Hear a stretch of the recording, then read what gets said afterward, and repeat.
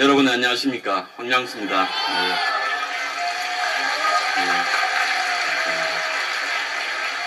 조국을 위한 애국심 하나로 이렇게 모여주신 수많은 여러분들께 하나님의 영광이 항상 함께 하시길 바랍니다. 저는 얼마 전에 목사님과 이번 총선에서 또 그 이후에 나라를 구하기 위한 긴 여정에서 끝까지 함께 하기로 서로 약속을 했습니다.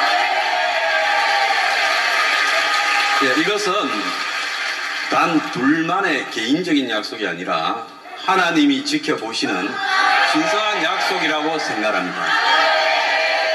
제가 보통 사람들이면 저도 당을 하고 있고 목사님도 당을 하고 있으면 모여가지고 3박 4일은 서로 이야기를 해야 될 거고 도장을 한 100개는 찍어야 될 겁니다.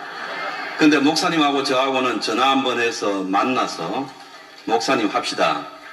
저는 아무 욕심도 없고 주장도 없습니다. 다만 이 땅에 살아가는 이 선량한 이 서민들의 삶을 좀 더 낫기 위한 부분에 목사님과 제가 힘을 합친다면 그것은 앞으로 대한민국을 구하게 되는 일이 될 거라고 확신합니다. 이렇게 말씀드렸습니다. 그래서 네, 감사합니다. 그래서 목사님도 단 하나의 이견이 없이 곧바로 합의하고 저희 사무실에 오셔서 발표하고 서로 합의서를 한번 검토하지도 않고 보지도 않고 사인을 했습니다.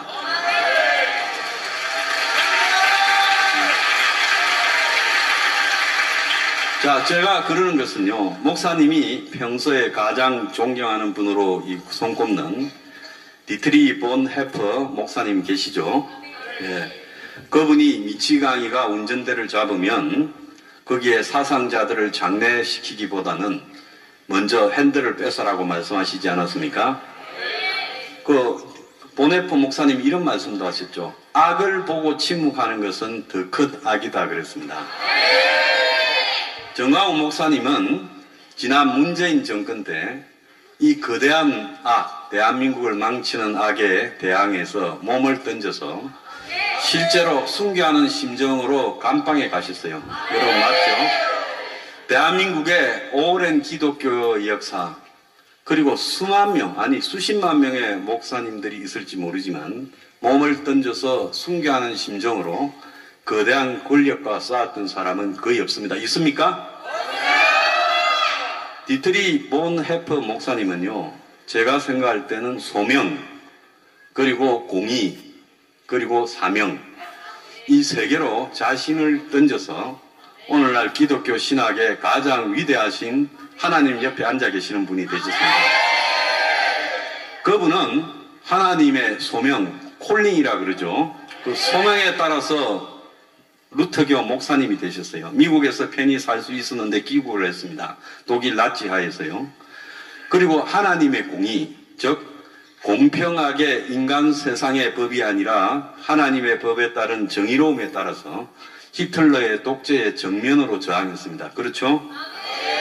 그리고 가장 중요한 것이 마지막에 사명입니다. 영어로 미션이라 그러죠. 하나님이 그 디트리 본 해퍼 목사님께 독재에 저항해서 싸우다가 순교하라. 거기에 거부하지 않고 자기 몸을 그대로 던지셨죠. 제가 우리 정광훈 목사님을 믿고 서로 같이 가기로 결의한 것은요, 저는 목사님이 그야말로 소명, 공의, 그리고 사명에 누구보다도 충실한 분이라는 걸 알기 때문입니다.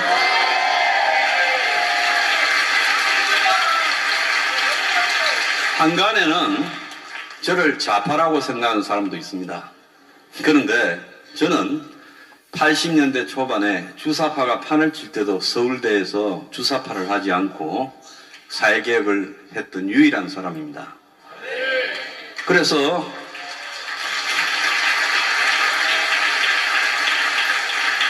당시 김대중 정권에 30대 중반에 발탁되어서 들어가서 여러 중책을 맡기도 했지만 그 정권이 반조국적이다. 그리고 친북적이다라고 생각해서 탈당을 하고 나와서 그 뒤로 이 종북, 주사파들과 싸우는 길을 가고 있어요. 그런데 우리 목사님께서는 한국의 이 앞으로 운명이 정말로 한치 앞을 볼 수 없는 문재인 정권, 만약에 문재인 정권이 정권을 재창출해서 이재명이가 대통령이 되었다면 우리가 지금쯤 어떻게 되고 있겠습니까? 아마 그 다음에 다시는 보수 정권이 창출되지 못했을 거라고 생각합니다. 저는 사람이 살아가는 세상에 좌파도 있고 우파도 있어야 된다고 봅니다. 서로가 견제해야 된다고 보지만은 종북이나 주사파나 친북이나 이런 것은 대한민국에서 기독교를 부인하고 인간의 양심을 부인하기 때문에 절대 있어서는 안 된다고 생각합니다.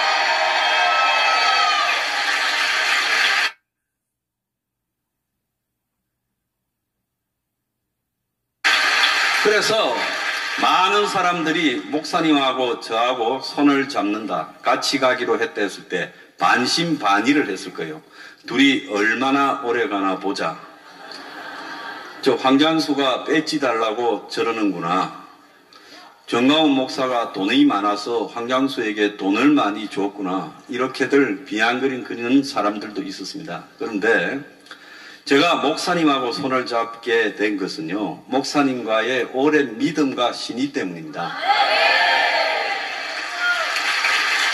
목사님은 보수의 본거지에서 보수가 박근혜 전 대통령의 탄핵 이후에 갈 길을 상실했을 때 길거리에서 보수를 모아서 투쟁을 했습니다. 그렇죠? 그리고 저는 기존의 보수가 관변단체 그리고 기득권만을 위한 보수로 가는 부분으로서는 안 된다고 생각해서 좌파들이 주장하는 수많은 가짜 포퓰리즘이 아니라 진짜 서민을 위한 정책을 우파 진영에서 선점해야 된다라는 목적에서 좌파 진영 내부로 깊숙하게 들어가서 그 안에 교두보를 만들고 싸우고 있습니다. 목사님은 보수의 본진에서 지키고 계시고 저는 그쪽에 깊숙하게 들어가서 좌파들이 주장할 수 있는 아젠다를 다 선점했습니다.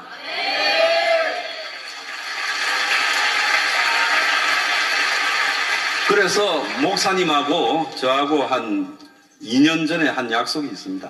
결정적일 때 둘이 힘을 모아서 목사님이 가진 그 위대한 대중동원력과 또 신앙의 바탕을 둔 조국에 대한 애정을 제가 가진 그야말로 이 시대에 참되게 정말 노력함에도 어렵게 살아가는 서민 대중의 삶을 개선시키기 위한 부분을 하나로 합칠 때 그것은 폭발적으로 나라를 지킬 수 있는 수단이 될 거다. 이렇게 약속했습니다.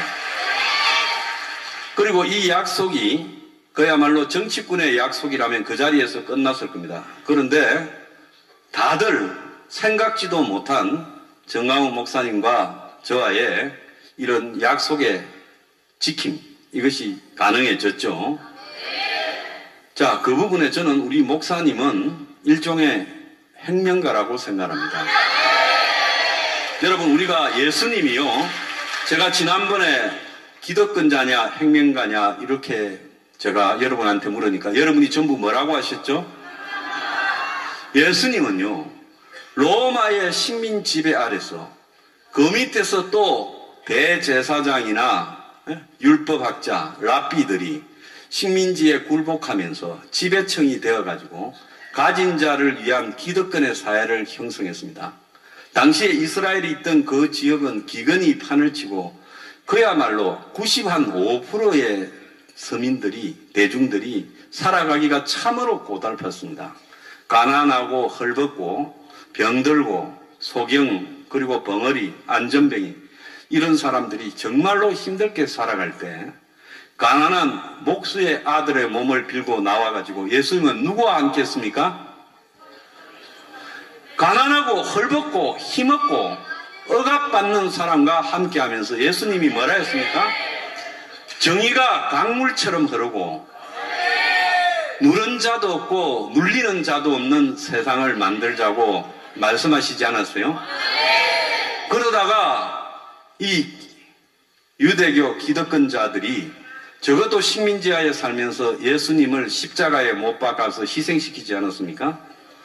저는 오늘날 대한민국의 기독교가 참으로 잘못되어 가고 있는 부분이 있다고 봅니다. 여기 모이신 분들은 참으로 올바른 신앙을 실천하시는 분이라는 점에서 저는 정말로 존경을 드립니다.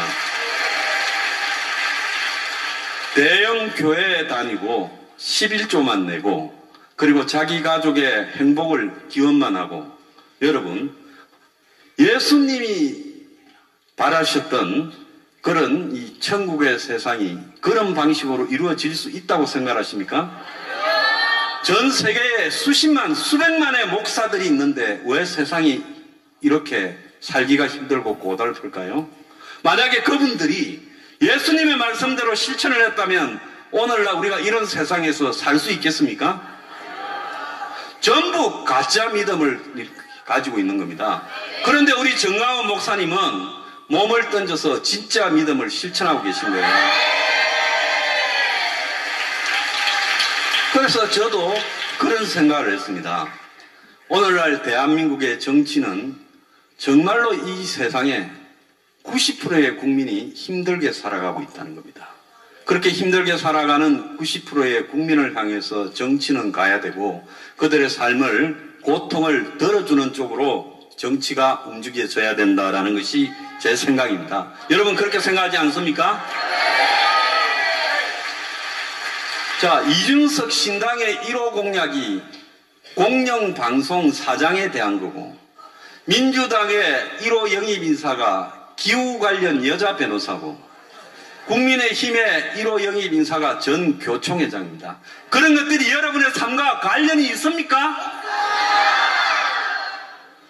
그래서 우리 목사님이 이렇게 길거리에서 나라를 지키고자 하는 것도, 이 나라가 만약에 북한의 소나기 안에 들어가면 신앙은 사라질 것이고, 오늘 이 나라는 파시즘의 나라가 되어서 대량 학살이 벌어지는 히틀러 치하처럼 되기 때문에 그걸 구하기 위해서 몸소 일어나신 거 아닙니까? 그런데 우리가 여기서 알아야 될 게 하나 있습니다. 여러분, 2차 대전 이후에 폴란드가 바로 공산화가 된 게 아닙니다. 폴란드에는 민족주의자 그리고 민주주의자들이 더 많았어요. 공산당은 소수였습니다. 러시아가 미는 공산당은 소수였어요. 유럽에서 가톨릭 신자 비율이 제일 높은 나라가 폴란드였습니다. 그런데 폴란드가 불과 한 2년 만에 공산화가 되어버렸지 않습니까? 아니, 가톨릭 신자가 제일 많은 나라가 공산화가 된 이유가 어디에 있다고 보십니까? 그 가톨릭이 잘못됐고 신부들이 잘못됐고 성당이 잘못됐기 때문에 그런 겁니다. 만약에 그들이 폴란드에서 그 전쟁통에 고생하고 헐벗고 굶주리고 고생하는 폴란드 서민들의 입장과 같이 했더라면 폴란드가 공산화가 됐겠습니까? 폴란드만 그렇습니까? 체코슬로바키아, 헝가리아, 루마니아 대부분의 공산권들이 다 그렇게 공산화가 됐어요. 전부 기독교의 나라였습니다. 그러지 않습니까?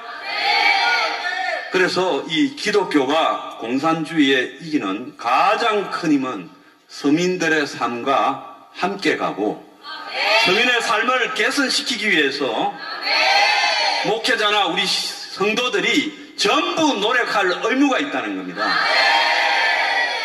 그런 관점에서 저는요, 목사님이 거리를 열심히 지키시니까 저는 제 나름대로 한 10년을 연구했습니다. 어떻게 해야 대한민국의 서민들의 지지를 받으면서 공산주의가, 친북이, 주사파가 발을 못 디디는 세상을 만들 수 있을 것인가? 경제는 점점 성장이 아니라 이제 기계화가 진행되고 자동화가 진행되고 세계화가 진행되면서 점점 어려워집니다. 전 세계가 다 그렇습니다. 그러니까 유럽이나 미국이나 프랑스나 모든 세계에서 파퓰리즘이 유행하면서 돈을 뿌리고 대중을 선동하는 것이 판을 치고 있죠. 자, 이렇게 되는 것은 세계가 갈수록 점점 과학기술이 발달할수록 점점 더 못 살아가고 있고 대중들의 삶이 점점 힘들어지기 때문에 대중을 선동하는 선동가들이 힘을 얻는 겁니다. 그런데 그런 선동들이 일회성이고 지속될 수 없기 때문에 그것이 문제인 겁니다. 그래서 저는 그야말로 하나님의, 아니 예수님의 이 실천, 그 혁명가적인 정신에 입각해서 우리가 대한민국을 구할 수 있는 유일한 방법은 오늘날 이 서민들의 삶을 돌보는 주장을 정강훈 목사님과 같이 하는 것이다라고 생각하게 됐습니다.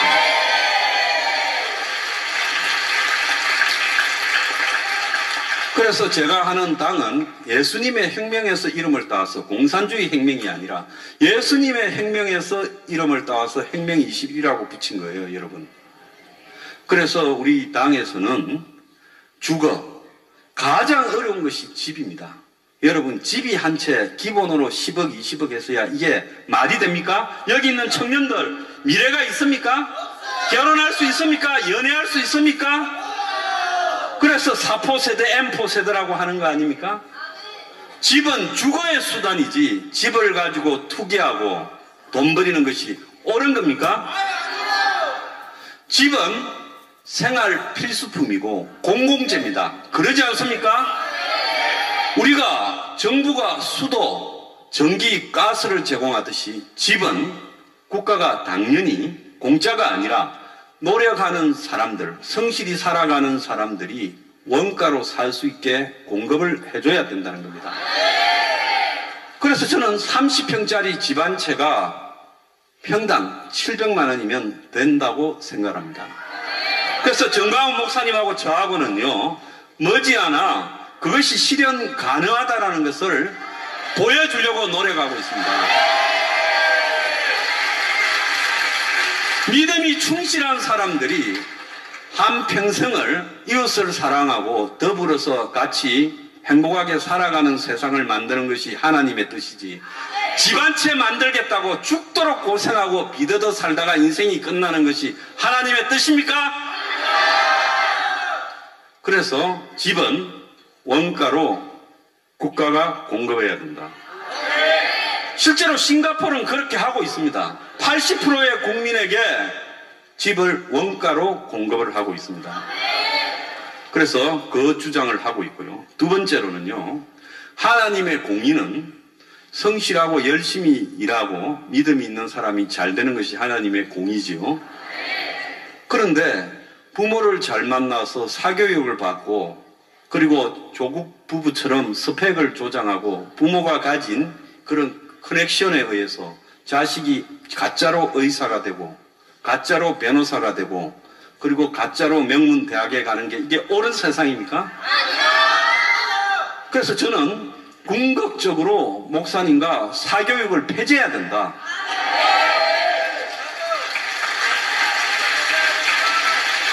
요즘 학교 시설이 대치동 학원보다 훨씬 훌륭합니다. 그래서 학교에 정교사분들은 4시쯤 되면 퇴근하고 전국에서 시험을 쳐서 각 전공 과목별로 국어, 영어, 수학, 과학, 사회 그리고 예능까지 포함해서 2급 교사들을 뽑아가지고 자, 배우고 싶은 사람에게는 학교가 밤 10시까지 그야말로 1, 2만 원의 돈으로 무한 교육을 제공해야 됩니다. 그 속에서 경쟁을 해야 그것이 하나님이 말씀하시는 공의 아닙니까? 이 나라는 모두가 인정합니다. 불공정하고 불평등하고 그리고 더 나아가서 계급의 신분이 세습이 되고 그리고 아무리 노력해도 내가 잘 살 수 없다는 절망감이 젊은 사람들을 사로잡고 있습니다. 그러지 않습니까? 그래서 적어도 교육에서라도 같은 기회를 제공해야 된다. 이것이 제 생각입니다. 여러분 동의하십니까? 그 다음에요, 자식을 키우는데 이게 돈이 무한정 들어갑니다. 없는 사람은 없는 사람대로 자기 소득의 한 3분의 1, 4분의 1이 애 한 명 키우는 데 들어가고 있는 사람은 있는 사람대로 수백만 원씩 들어갑니다. 자, 이렇게 보육 비용이 많이 들어가는 이것이 정상입니까? 그래서 저는 초등학교, 중학교, 고등학교에 유아원, 유치원을 만들어서 정부가 의무 교육으로 그들에게 가르쳐야 된다고 생각합니다.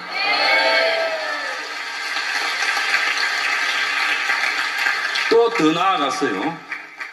가장 열심히 세계에서 오랜 시간을 일을 한 한국의 노인 세대들이 제일 불행합니다. OECD에서 제일 빈곤율이 높아서, 자, 60대쯤 되면 절반쯤이 빈곤층이 되는 나라가 대한민국입니다. 70대가 되면 60%, 70%가 빈곤해집니다. 이게 옳은 세상입니까? 평생을 죽도록 일하고 노후에 빈곤층이 되는 것이 이게 바른 세상입니까? 그래서 노인들에 대한 요양 시스템을 현대판 고려장 같은 요양병원이 아니라 정말로 국가가 공립요양원을 통해서 노인들을 돌봐야 된다고 생각합니다. 국가의 세금은 뭐하라고 냅니까? 하나님에게 전부 11조나 갖다 드리고 말지요. 세금을 내는 이유는 나의 노후를 최소한 보장받을 권리가 있는 겁니다. 그러지 않습니까? 그러면 앞으로 젊은 사람들의 일자리는요, 자동화가 되고 4차 산업이 판을 치고, 그리고 무인기계들이 판을 치고, 점점 해고가 발달하고 세계화가 되면서 외국의 물건들이 들어오고 플랫폼들이 설치고, 이러면 여러분들이 앞으로 취직할 직장이 있겠습니까? 없겠습니까? 어디에서 직장을 만들어야 되냐? 회사들이 직장을 만드는 시대는 끝났습니다. 미안하지만은요, 직장은 점점 사라지고 있습니다. 국가가 아까처럼 학교에 이부 교사들을 대거 수십만 명을 채용해야 됩니다. 그리고 유치원, 유아원을 공공유아원에서 필요한 그런 자원을 국가가 수십만 명을 채용해야 되고요. 노인을 한 명이, 지금 조선족 한 명이 6명의 노인을 돌봅니다. 그러니까 팽개치는 거죠. 묶어놓고. 자, 1인당 1 노인을 돌볼 수 있는 국가가, 그래서 학교에 방과 후 사교육을 폐지하기 위한 이 강의에서, 더 나아가서 어린이들을 보육시키는 데서, 노인 요양을 하는 데서 일자리를 창출해야 된다고 주장을 합니다. 그래야 여러분들이 직장이 있는 삶을 가질 수 있습니다. 아시겠습니까? 자, 우리가 그게 5라는 정책이고 5가지요. 그 다음에 거기에 더해서 3가지라는 것은, 첫 번째로 외노자입니다. 지금 대한민국에 150만 명의 외노자가 들어와 있습니다. 자, 그 사람들이 최저임금을 적용을 받습니다. 기본 250만 원은 기본이고, 그 중에 350만 원, 최고 906만 원까지 받은 베트남 조선소 노동자를 받습니다. 그래서 물론 우리가 외국인들과 더불어 사는 것은 좋지만은 한국의 모든 일자리들이 외국인에게 넘어가는다. 지금까지는 이런 거짓말로 되었어요. 한국 사람들이 3D 업종의 일을 안 하려고 하기 때문에 외국인으로 채운다고 했는데, 이제는 한국 사람들이 노동을 하러 가려고 해도 외국인이 차지해서 고용주들이 한국 사람을 쓰지 않습니다. 알바 자리도 이제 식당까지도 전부 외국인에게 넘겨주겠다고 합니다. 그래서 외국인을 정리하고 외국인이 일하는 환경을, 근로 조건을 정비해서 거기에 국가가 50만 원, 100만 원쯤의 근로장려금, 정말로 노동하는 젊은 사람들에게 국가가 더 많은 임금을 지원해줘서 그들이 대한민국 국민으로서 세금을 내고 이 땅에 살 수 있게 해야 됩니다. 그러지 않습니까? 그리고 지금 자동화, 무인화가 진행되면서 요즘 플랫폼이 유행이죠. 택시 산업까지도 카카오가 진출했습니다. 카카오의 가치를 5조 8천억이라고 외국에서 1조 3천억을 그 택시 사업에 땡겨왔어요. 여러분, 택시 기사님한테 물어보면 하루에 10시간, 12시간을 일해야 겨우 한 350만 원, 400만 원 벌어서 숨을 쉬고 사는 직업입니다. 그것도 세금 빼고 이렇게 저렇게 하면 그것보다 더 적죠. 그 산업에 플랫폼이 진출해서 뜯어먹는다는 게 맞다고 생각하십니까? 근데 국민 대다수는 그게 편하다고 어느덧 거기에 노예가 됐어요. 여러분들 물건을 주문할 때 쿠팡해야죠. 그런데 이제는 거리에 가게들이 다 사라졌습니다. 그렇죠? 상권이 다 무너지고 있습니다. 이제는 태문이 알리익스프레스니 중국의 플랫폼이 한국에 들어옵니다. 마트에서 일하던 여러분들의 어머니들이 마트에 자동 계산기가 들어오면서 쫓겨나고 있고, 가게에 알바하던 젊은 사람들이 키오스크에 밀려서 사라지고 있습니다. 은행에 가도 무인 창구가 전부입니다. 자, 여러분, 이런 세상에서 결국 사람이 불행해집니다. 그래서 우리는 주장을 합니다. 무인화를 하고 자동화를 하고 플랫폼으로 돈을 버는 회사는 고용을 적게 하는 만큼, 고용 적잖아요? 쿠팡이 고용 총 몇 명 하겠습니까? 벌어들이는 돈에 비하면 형편없이 적지요. 미국의 아마존이 고용을 몇 명 하겠습니까? 벌어들이는 돈에 비하면. 애플이 벌어들이는 돈에 비하면 직원 숫자가 10만 명도 안 될 겁니다. 자, 그런 회사들에게 전부 고용세를 부과시켜서 국가가 일자리를 창출하게 세금을 매겨야 된다는 겁니다. 서울대학에서 조사를 했습니다. 그 조사 결과요, 앞으로 30년 뒤에는 그야말로 0.6%의 기술을 가진 사람, 자본을 가진 사람, 연예인, 스포츠 스타 빼고 나머지 99.4%가 그야말로 거지꼴로 사는 디스토피아, 유토피아가 아니라 암울한 미래가 열릴 거라고 하고 있습니다. 여러분 지금 세상 돌아가는 걸 보면 그렇게 느끼지 않습니까? 이건 하나님의 뜻이 아니에요. 예수님의 뜻도 아닙니다.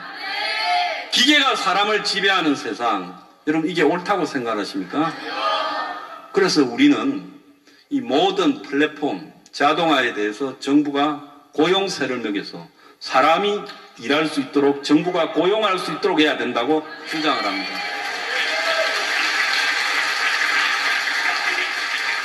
우리 정강훈 목사님과 제가 일치하는 부분이 있습니다. 완벽하게 일치해요. 역사관이 일치합니다. 이승만 대통령부터. 또 더 나아가서 안보관이 일치합니다. 저는 대한민국에서 내놓고 종북을 주장하는 사람은 무조건 깜빵에 보내야 된다고 생각합니다. 그리고 대한민국이 미국의 대통령 선거에 따라서 북한하고 미국 대통령이 딜을 쳐서 한국의 미래가 암울해지고 주한미군이 떠날까봐 전전긍긍하는 것을 면하기 위해서 독자적으로 핵을 개발해야 된다고 주장합니다. 그래서 이 나라의 안보를 튼튼히 해야 된다라고 저는 주장을 합니다. 자, 이것이 제가 이제 말하는 외노자와 플랫폼 자동화 그리고 핵 개발, 이게 이제 3입니다. 그래서 그 5+3 정책. 자, 처음부터 다시 복습을 하면, 자, 이 주거를 갖다가 국가가 원가로 줘야 된다. 두 번째, 사교육을 폐지하고 공교육 내에 흡수해야 된다. 그리고 보육은 국가가 책임져야 된다. 노인 요양도 책임져야 된다. 그리고 거기에서 공공적인 일자리를 1년에 300만 개는 정부가 창출해서 젊은 사람들을 고용해야 된다는 겁니다. 자, 우리나라 사람이 일을 하면 그 세금과 의료보험과 국민연금을 다 우리나라에 냅니다. 외국인이 받으면 자기 나라로 다 가져가죠? 그래서 외노자를 추방해야 된다고 생각합니다. 그리고 플랫폼을 세금을 매겨서 기술 발달을 완전히 부인할 수는 없겠지만 적어도 플랫폼이 고용을 적게 하는 만큼 고용세를 매겨서 국가가 고용을 대신하도록 해야 됩니다. 그리고 더 나아가서 핵으로서 우리 스스로 북한에 대해서 지켜야 한다고 생각합니다. 그래서 저는 하나님의 소명과 공의와 사명에 의해서 살아가고 계시는 정강훈 목사님, 제가 참으로 한국에서 존경하는 몇 안 되는 위대하신 인물이라고 생각합니다. 정강훈 목사님을 모시고요, 제가 말하는 5+3 목사님이 수용하셨어요. 자, 목사님이 만약에 마음에 사심이 있거나 정말로 기득권적이거나 그리고 대형 교회의 못된 목사들처럼 기득권 부자만을 위한 나라에 사시는 분이라면 제 말을 들었겠습니까? 저는 목사님이 너무나 순수하기 때문에 제 생각보다도 훨씬 빨리 받읍시다. 그러면 저는 목사님께 말씀드렸습니다. 여기 있는 황장수는 서민의 삶을 개선시키기 위해서 정치하는 것이지 저는 정계에 진출하지 않겠습니다. 제가 여러분 앞에 약속합니다. 저는 정치 안 합니다. 저는 어떠한 관직에도 나가지 않겠습니다. 다만 이것만 실현된다면 제 한 몸을 던져서 목사님과 죽을 때까지 가겠습니다라고 했습니다. 그래서 목사님과 저에 대한 평가는 오늘날 세상 사람들이 뭐라 하더라도 나중에 하나님의 세상에서 평가를 받을 것이다라고 말씀을 드렸습니다. 저는 전에도 말씀드렸다시피 몸이 매우 좋지 않습니다. 내일도 병원에 가서 심각한 검사를 받아야 되고 어떻게 보면 머지않아서 이게 또 투석을 해야 될 수도 모르는 상황입니다. 그렇지만은 제가 여러분에게 여기 나와서 말씀을 드리는 거는요. 우리 정강훈 목사님의 진정성을 여러분이 절대 의심하시면 안 된다. 그리고 목사님은 제가 주장해온 오로지 서민만을 위한 혁명적인 사회개혁 정책을 뒤도 돌아보지 않고 수용하셨습니다. 그러면 목사님과 저 사이에는 그야말로 하나님 앞에 이 신성한 약속을 한 것입니다. 그래서 우리가 이것을 실현하기 위해 끝까지 함께 갈 것이고 여러분도 끝까지 함께 해주실 것을 제가 당부를 드립니다.